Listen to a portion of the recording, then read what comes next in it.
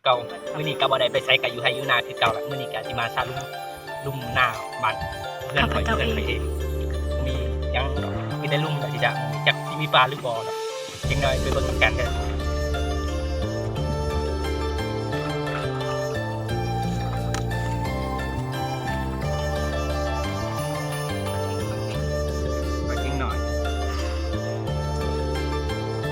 ตัวผลิตต้องการสาร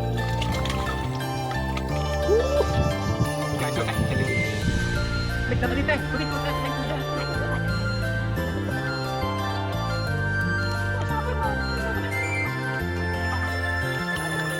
ได้ไม่แบบตัวนี้ตัวนี้ตัวนี้จำเพียงคนตัวนี้มาตัวนี้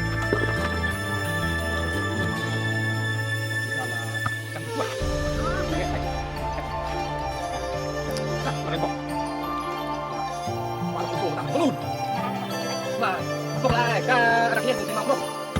vợ nó lên vợ đánh dốc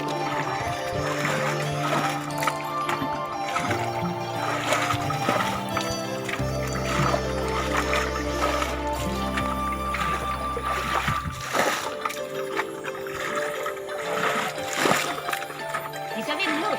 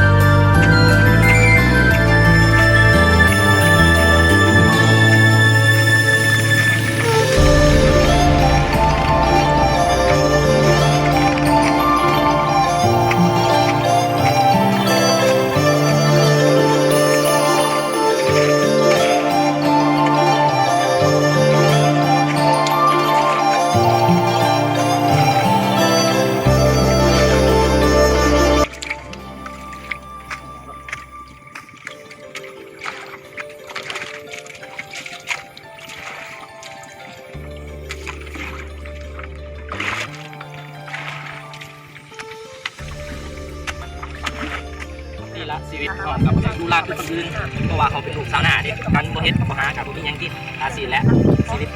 จนต่อที่เบิ่งต่อไปนะครับเป็นจะได้ถามเบิ่งแล้วถึงใจกดไลค์กดแชร์กดติดตามให้เด้อและที่สำคัญอย่าลืมกด Subscribe กดกระดิ่งเพื่อแจ้งเตือนสำหรับคลิปใหม่ๆพบกันใหม่ในคลิปหน้า